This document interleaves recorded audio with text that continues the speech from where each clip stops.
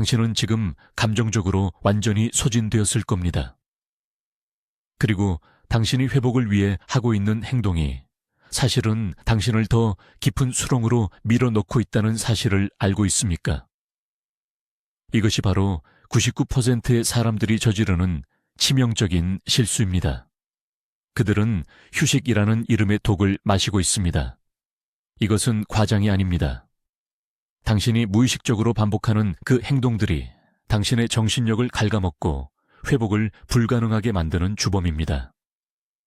세상은 당신에게 열심히 일했으니 쉬어라고 말하지만 그들이 말하는 쉼의 방식이 바로 함정입니다. 오늘 우리는 그 독의 정체를 밝히고 상위 1%의 남자들이 어떻게 감정적 소진을 압도적인 내면의 힘으로 전환하는지 그들만의 비밀 전략을 파헤칠 것입니다.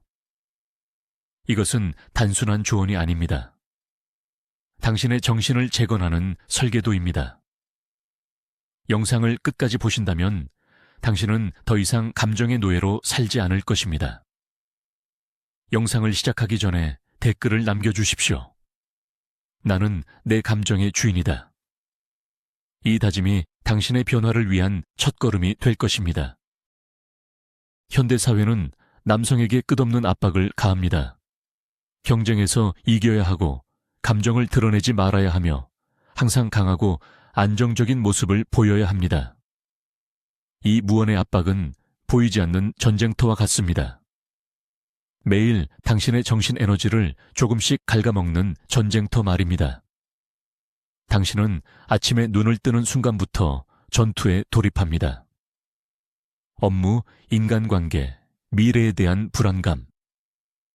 이 모든 것이 당신의 정신을 향한 포화와 같습니다. 스마트폰은 24시간 당신의 주의를 빼앗고 소셜미디어는 끊임없이 당신을 타인과 비교하게 만듭니다.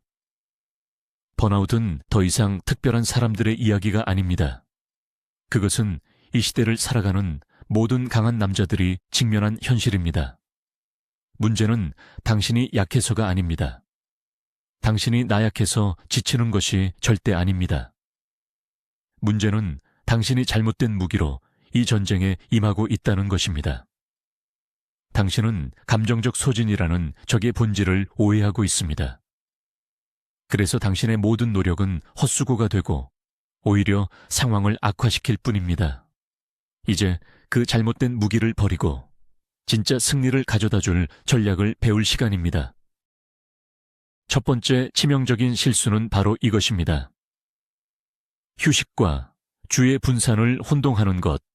힘든 하루를 보낸 뒤 당신은 소파에 누워 스마트폰을 봅니다. 유튜브를 보고 뉴스를 읽고 의미 없는 콘텐츠를 소비합니다. 당신은 이것을 휴식이라고 굳게 믿지만 이것은 당신의 뇌에 더 많은 자극을 퍼붓는 행위일 뿐입니다. 이것은 마치 불이 난 집에 기름을 붓는 것과 같습니다. 당신의 뇌는 쉬고 있는 것이 아니라 저품질의 정보로 인한 과부에 걸려 비명을 지르고 있습니다. 진정한 휴식은 비움에서 시작됩니다. 반면 99%가 선택하는 가짜 휴식은 체움에 중독되어 있습니다.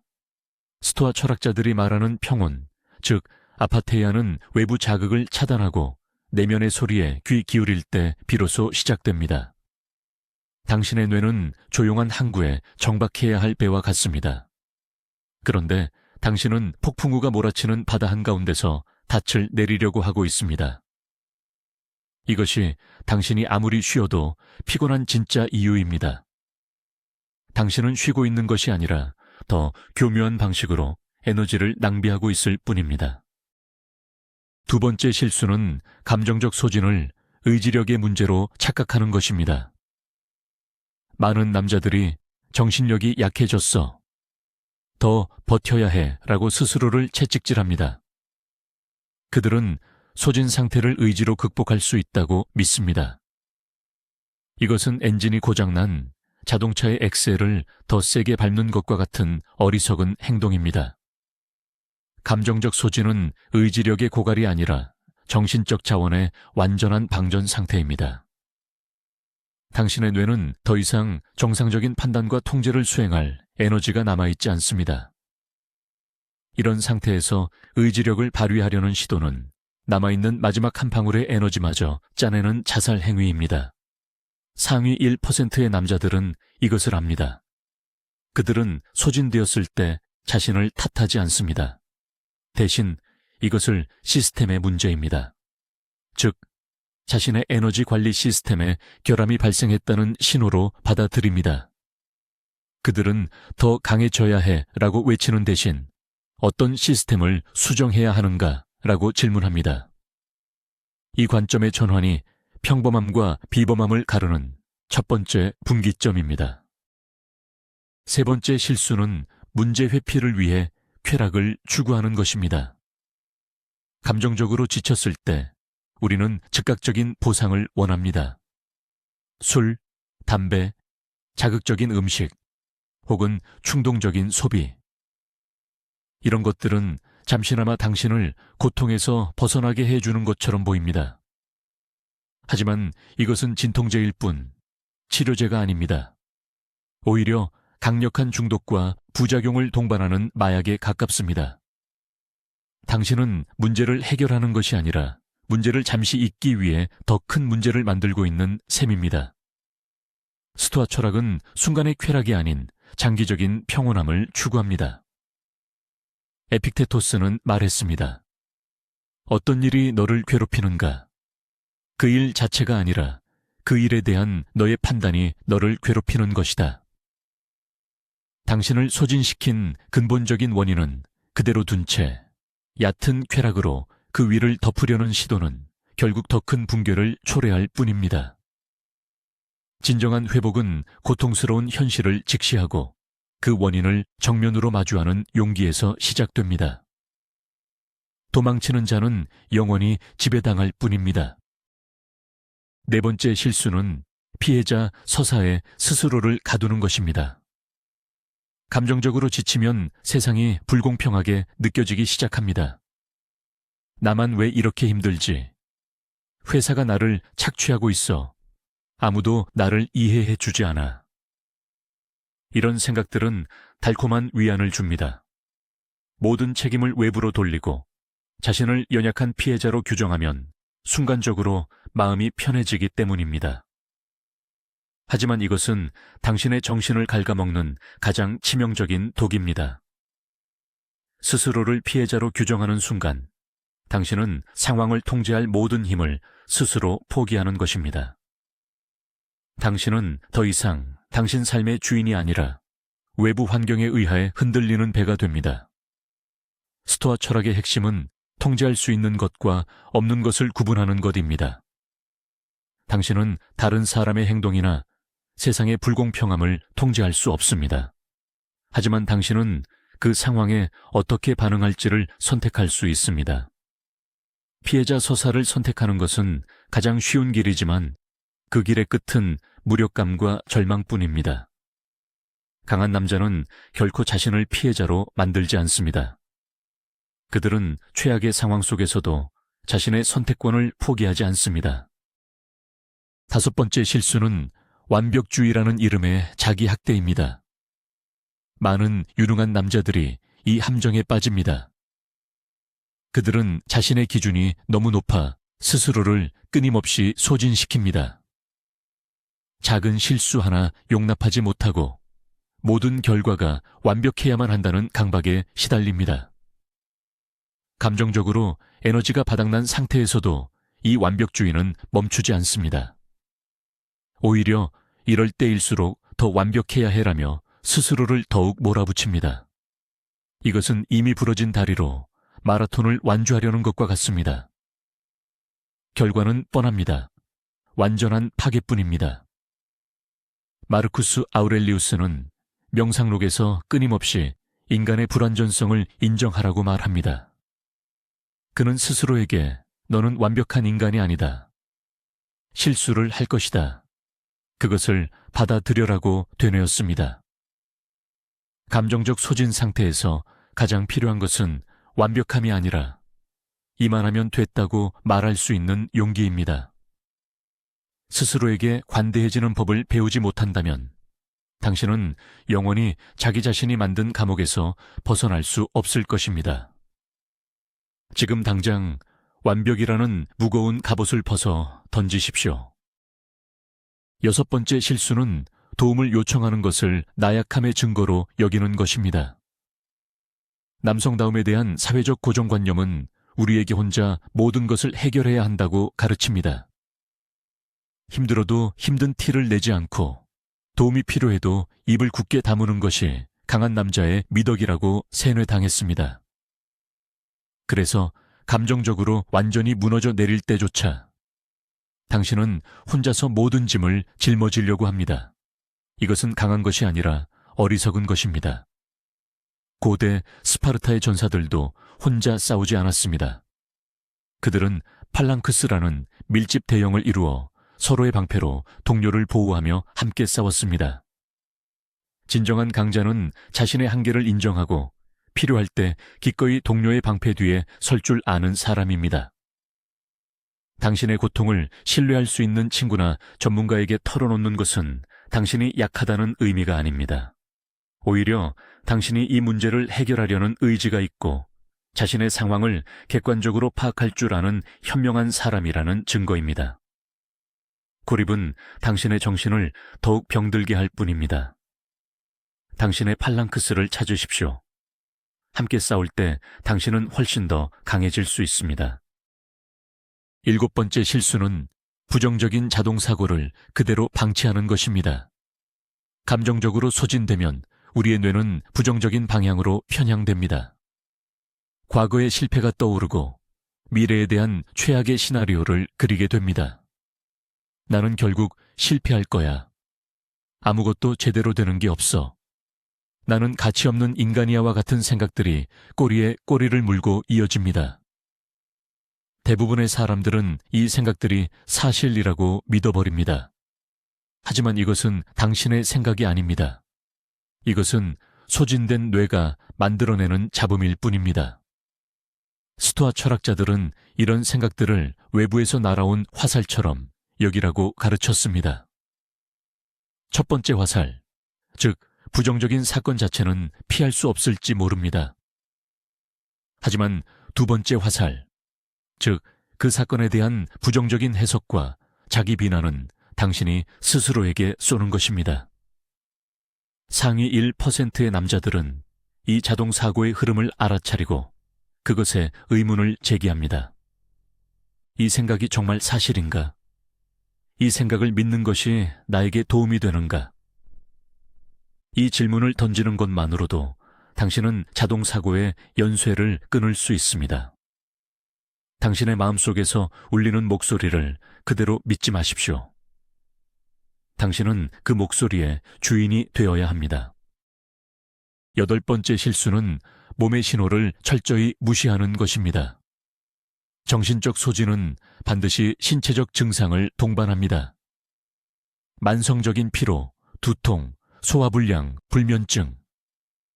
당신의 몸은 계속해서 비상 신호를 보내고 있습니다. 주인님, 지금 시스템에 과부하가 걸렸습니다. 즉시 멈추십시오. 하지만 99%의 사람들은 이 신호를 무시합니다. 커피와 에너지 드링크로 잠을 쫓고 진통제로 통증을 억누르며 몸을 혹사시킵니다. 그들은 정신과 육체가 긴밀하게 연결되어 있다는 사실을 망각합니다.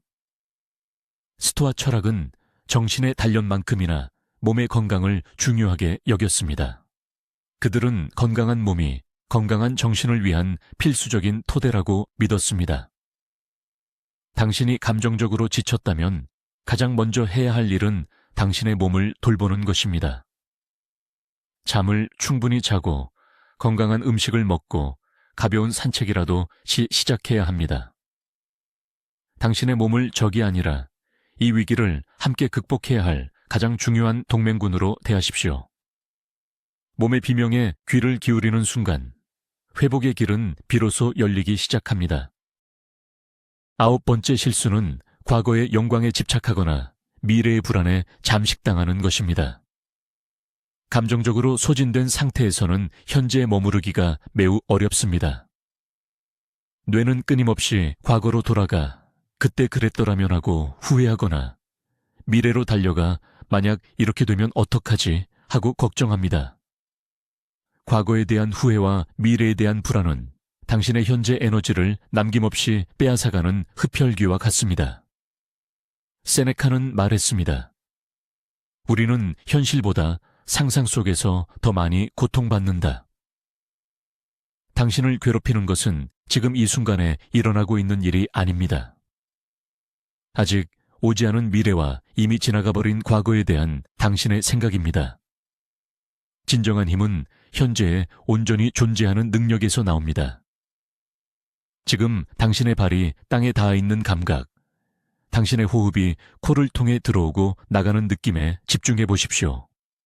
이것이 바로 스토아 철학자들이 수련했던 마음 챙김의 핵심입니다. 당신은 과거를 바꿀 수 없고 미래를 완벽히 통제할 수 없습니다. 당신이 통제할 수 있는 유일한 시간은 바로 지금입니다. 현재를 되찾을 때 당신은 비로소 모든 불안으로부터 자유로워질 수 있습니다.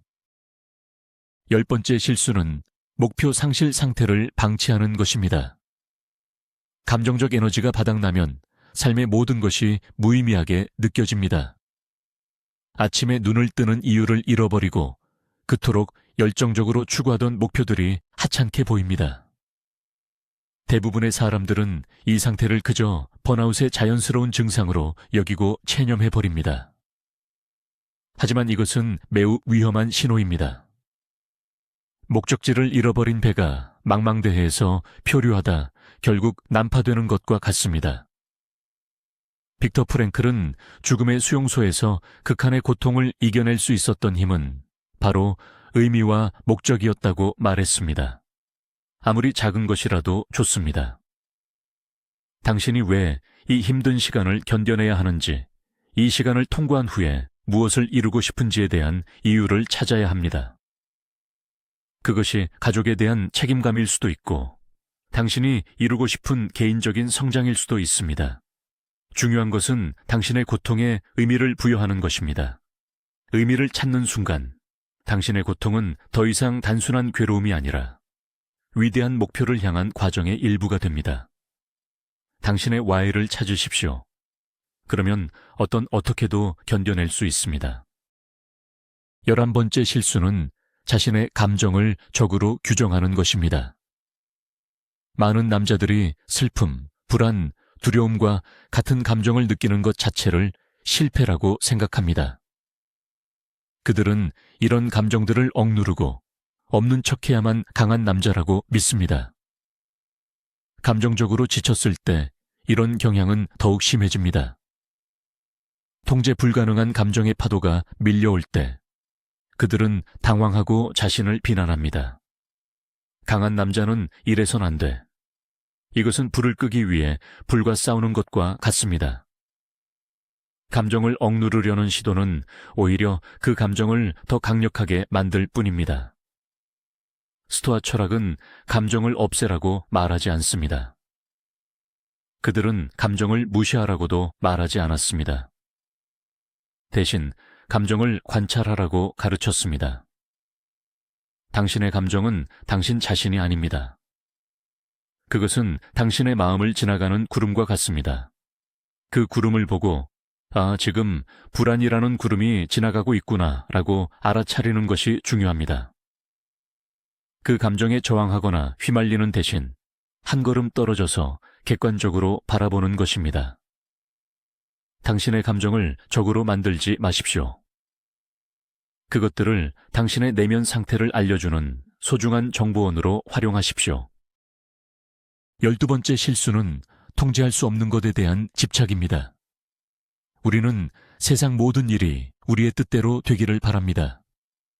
다른 사람의 평가, 프로젝트의 성공 여부, 경제 상황. 하지만 이런 것들은 대부분 우리의 통제 밖에 있습니다. 감정적으로 소진되었을 때 이 통제 불가능한 것들에 대한 집착은 더욱 강해집니다. 우리는 어떻게든 상황을 바꾸려고 발버둥 치지만 뜻대로 되지 않으면 좌절하고 무력감에 빠집니다. 이것이 바로 99%의 사람들이 에너지를 낭비하는 방식입니다. 에픽테토스의 가르침의 핵심은 단순합니다. 우리에게 달려있는 것과 달려있지 않은 것을 구분하라. 당신에게 달려있는 것은 당신의 생각, 당신의 판단, 당신의 행동뿐입니다. 결과는 당신에게 달려있지 않습니다. 상위 1%의 남자들은 자신의 노력을 결과와 분리합니다. 그들은 최선을 다해 활을 쏘지만 화살이 관역에 맞을지 여부는 바람과 같은 외부 요인에 달려있음을 압니다. 그래서 그들은 결과에 연연하지 않습니다. 통제할 수 없는 것에 대한 집착을 내려놓는 순간 당신은 엄청난 양의 정신적 에너지를 되찾게 될 것입니다. 당신의 노력을 쏟아야 할 곳은 오직 당신이 통제할 수 있는 영역뿐입니다. 13번째 실수는 감사함을 잊어버리는 것입니다. 감정적으로 지치면 우리의 시야는 극도로 좁아집니다. 우리는 우리가 가진 것보다 가지지 못한 것에 집중하게 됩니다. 삶의 모든 부정적인 측면이 돋보기로 본 것처럼 크게 보이고 긍정적인 측면은 보이지 않게 됩니다. 불평과 불만은 소진된 정신을 더욱 깊은 어둠 속으로 끌고 들어갑니다. 이것은 뇌의 생존 본능과 관련이 있지만 그대로 방치하면 당신을 파괴할 수 있습니다. 스토아 철학자들은 의도적으로 감사를 실천했습니다. 마르쿠스 아우렐리우스는 아침에 일어날 때마다 살아있다는 사실 자체에 감사했습니다. 세네카는 자신이 가진 것들에 대해 매일 밤 되돌아보는 시간을 가졌습니다. 이것은 단순히 긍정적인 생각을 하라는 진부한 조언이 아닙니다. 이것은 당신의 뇌를 의식적으로 재훈련시키는 과정입니다. 하루에 단 몇 분이라도 시간을 내어 당신이 감사하게 생각하는 것들을 떠올려 보십시오. 당신의 건강, 가족, 혹은 오늘 마신 커피 한 잔처럼 아주 사소한 것이라도 좋습니다. 감사함은 부정적인 편향에 맞서는 가장 강력한 무기입니다. 그것은 당신의 관점을 바꾸고 절망 속에서도 희망의 빛을 발견하게 해줄 것입니다. 14번째 실수는 환경의 힘을 과소평가하는 것입니다. 당신은 당신이 매일 마주하는 환경의 산물입니다. 당신이 만나는 사람들, 당신이 소비하는 정보, 당신이 머무는 공간. 이 모든 것이 당신의 생각과 감정에 지대한 영향을 미칩니다. 감정적으로 소진되었을 때 부정적인 환경은 회복을 거의 불가능하게 만듭니다. 항상 불평만 하는 동료, 자극적이고 부정적인 뉴스, 정리되지 않은 지저분한 방. 이런 것들은 당신의 에너지를 조용히 훔쳐가는 도둑과 같습니다.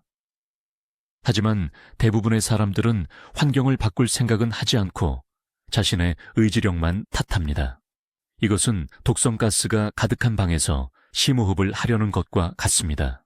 상위 1%의 남자들은 환경을 설계하는 것의 중요성을 압니다.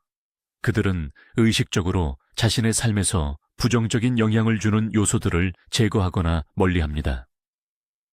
당신에게 영감을 주는 사람들과 시간을 보내고 긍정적이고 유용한 정보를 소비하며 당신의 마음을 평온하게 해주는 공간을 만드십시오. 당신의 의지력에만 의존하지 마십시오. 당신의 회복을 돕는 강력한 시스템, 즉 긍정적인 환경을 구축하십시오. 이것이 더 적은 노력으로 더 큰 변화를 만드는 현명한 방법입니다. 15번째 실수는 경계를 설정하지 못하는 것입니다. 다른 사람의 부탁을 거절하지 못하고 당신의 시간과 에너지를 함부로 내어주는 것. 이것은 착한 것이 아니라 스스로를 존중하지 않는 행위입니다. 감정적으로 소진된 상태에서 경계 없이 모든 것을 받아들이는 것은 물이 새는 배에 계속해서 짐을 싣는 것과 같습니다. 결국 배는 침몰할 수밖에 없습니다. 아니오라고 말하는 것은 이기적인 행동이 아닙니다. 그것은 당신의 가장 소중한 자원인 에너지와 시간을 보호하기 위한 필수적인 자기 방어입니다. 당신의 우선순위를 명확히 하고 그에 맞지 않는 요구는 정중하지만 단호하게 거절할 줄 알아야 합니다. 당신의 시간을 존중하지 않는 사람들에게서 당신의 삶을 되찾아야 합니다. 스토아 철학자들은 자신의 내면의 평온, 즉 내면의 요새를 지키는 것을 무엇보다 중요하게 생각했습니다. 당신의 경계선은 바로 그 요새를 지키는 성벽입니다. 명확하고 견고한 경계를 설정할 때 당신은 비로소 외부의 혼란으로부터 당신의 내면 세계를 안전하게 보호할 수 있습니다. 16번째 실수는 자신과의 약속을 어기는 것입니다. 감정적으로 지치면 모든 것이 귀찮아집니다. 아침에 운동하기로 한 약속, 책을 읽기로 한 다짐, 건강한 식사를 하기로 한 계획, 이런 작은 약속들을 하나둘씩 어기기 시작합니다. 오늘은 너무 피곤하니까 라는 합리화와 함께 말입니다. 문제는 이런 행동이 반복되면 당신의 무의식 속에 나는 나 자신을 믿을 수 없는 사람이라는 메시지가 각인된다는 것입니다. 이것은 당신의 자존감을 근본부터 파괴합니다. 자기 신뢰는 모든 정신력의 기초입니다. 이 기초가 무너지면 어떤 긍정적인 변화도 이끌어낼 수 없습니다. 따라서 감정적으로 가장 힘들 때일수록 아주 작고 사소한 것이라도 좋으니 자신과의 약속을 지켜내는 것이 중요합니다. 거창한 목표를 세울 필요가 없습니다. 팔굽혀 펴기 한 번 하기, 책 한 페이지 읽기처럼 아주 쉽게 달성할 수 있는 목표를 세우고 그것을 반드시 실행하십시오. 이 작은 성공의 경험들이 쌓여 무너진 자기 신뢰를 재건하고 당신에게 다시 일어설 힘을 줄 것입니다. 자신을 존중하는 첫걸음은 자신과의 약속을 지키는 것입니다. 17번째 실수는 성장을 멈추는 것입니다. 감정적 소진 상태에 빠지면 현상 유지만이라도 하자는 생각에 안주하기 쉽습니다. 새로운 것을 배우거나 새로운 도전을 하는 것은 상상조차 하기 힘든 일이 됩니다. 하지만 인간의 정신은 흐르는 물과 같아서 앞으로 나아가지 않으면 썩게 됩니다. 성장을 멈추는 순간 당신은 정체되는 것이 아니라 퇴보하기 시작합니다. 이것이 바로 99%가 장기적인 무기력의 늪에 빠지는 이유입니다. 스토아 철학은 삶을 끊임없는 배움과 성장의 과정으로 보았습니다. 그들은 어제보다 나은 내가 되는 것을 최고의 미덕으로 여겼습니다. 당신이 지금 아무리 힘들더라도 아주 작은 방식으로라도 성장을 추구해야 합니다. 새로운 기술을 배우거나 흥미로운 주제에 대해 공부하거나 당신의 생각을 정리하는 글을 써보는 것도 좋습니다. 중요한 것은 당신의 뇌에 나는 여전히 발전하고 있다는 신호를 보내는 것입니다. 이 신호는 당신에게 통제감을 되찾아주고 무기력한 상황 속에서도 희망을 발견하게 해줄 것입니다. 성장은 선택이 아니라 강한 정신을 유지하기 위한 필수 조건입니다. 18번째 실수는 움직임의 힘을 잇는 것입니다. 감정적으로 지쳤을 때 우리의 몸은 자연스럽게 움츠러들고 무기력해집니다. 하루 종일 앉아있거나 누워있고 싶은 충동을 느낍니다. 하지만 몸을 움직이지 않는 것은 감정적 소진을 악화시키는 최악의 선택 중 하나입니다. 우리의 몸과 마음은 분리되어 있지 않습니다. 신체 활동은 스트레스 호르몬인 코르티솔을 감소시키고 기분을 좋게 만드는 엔도르핀을 분비시킵니다. 격렬한 운동을 할 필요도 없습니다. 가벼운 산책이나 스트레칭만으로도 뇌의 혈액순환을 개선하고 긍정적인 신경화학적 변화를 일으킬 수 있습니다. 고대 철학자들은 걷는 행위를 매우 중요하게 생각했습니다. 그들은 걸으면서 생각하고 토론했습니다. 움직임은 정체된 생각을 깨우고 부정적인 감정의 고리를 끊어내는 가장 간단하고 효과적인 방법입니다. 만약 당신의 마음이 감옥에 갇힌 것처럼 느껴진다면 지금 당장 자리에서 일어나 몸을 움직이십시오. 당신의 발걸음 하나하나가 감옥의 벽을 허무는 망치가 될 것입니다. 19번째 실수는 자연과의 단절입니다. 현대인들은 대부분의 시간을 콘크리트 건물 안에서 인공적인 조명 아래에서 보냅니다. 우리는 인간이 본래 자연의 일부라는 사실을 잊고 살아갑니다. 감정적으로 소진되었을 때 이러한 자연과의 단절은 우리의 정신을 더욱 고립시키고 병들게 합니다. 숲의 맑은 공기, 햇빛, 흙의 감촉은 수백만 년 동안 인류의 DNA에 각인된 치유의 힘을 가지고 있습니다. 연구에 따르면 단 몇십 분간의 삼림욕만으로도 스트레스 수치가 현저히 감소하고 면역력이 향상된다고 합니다. 스토아 철학자들은 자연의 질서 속에서 인간의 삶의 원칙을 찾으려 했습니다. 그들은 자연과 조화롭게 사는 것을 이상적인 삶으로 여겼습니다. 만약 당신이 감정의 소용돌이 속에서 길을 잃었다면 자연으로 돌아가십시오. 가까운 공원을 걷거나 잠시 시간을 내어 하늘의 구름을 바라보는 것만으로도 충분합니다. 자연의 거대함과 고요함 속에서 당신의 문제들이 얼마나 사소한 것인지를 깨닫게 될 것입니다. 자연은 당신에게 아무것도 요구하지 않으면서 가장 강력한 위로와 회복의 에너지를 제공할 것입니다. 마지막 20번째, 그리고 가장 치명적인 실수는 이 모든 것을 한 번에 바꾸려고 시도하는 것입니다. 이 영상을 보고 영감을 얻은 당신은 당장 모든 것을 완벽하게 실천하고 싶을지도 모릅니다. 하지만 감정적으로 소진된 상태에서 급진적인 변화를 시도하는 것은 거의 항상 실패로 돌아갑니다. 그리고 그 실패는 역시 나는 안 돼라는 더 큰 좌절감과 자기 비난을 낳을 뿐입니다. 이것이 바로 99%가 변화의 문턱에서 주저앉는 이유입니다. 상위 1%의 남자들은 변화가 마라톤이지 100m 달리기가 아니라는 것을 압니다. 그들은 거창한 계획 대신 작고 지속 가능한 습관 하나에 집중합니다. 오늘 배운 20가지 원칙 중에서 지금 당장 당신이 실천할 수 있는 가장 쉽고 작은 것 단 하나만 선택하십시오.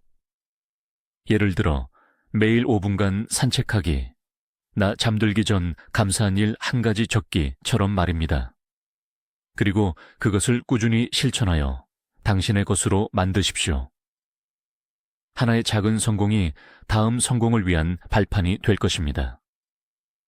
점진적이고 꾸준한 개선, 이것이 바로 스토아 철학이 말하는 카이젠의 정신이자 당신을 영원한 변화로 이끌 유일한 길입니다.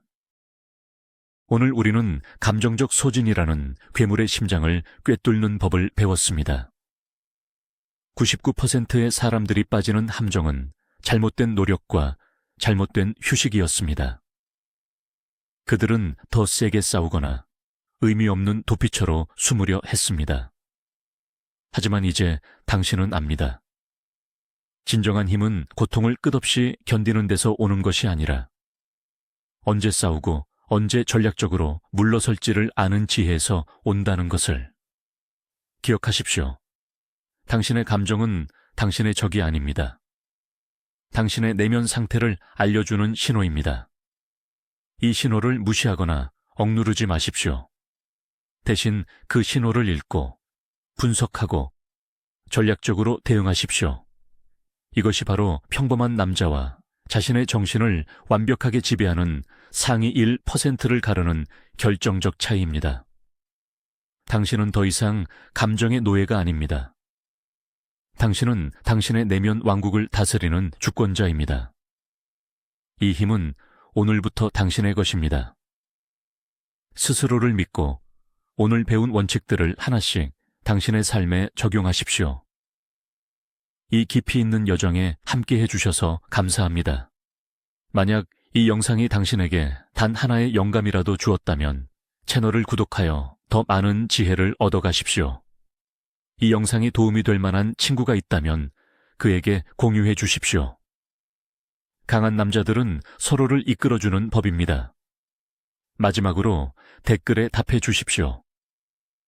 오늘 배운 것 중 당신의 삶에 가장 먼저 적용하고 싶은 원칙은 무엇입니까? 당신의 대답을 기다리겠습니다.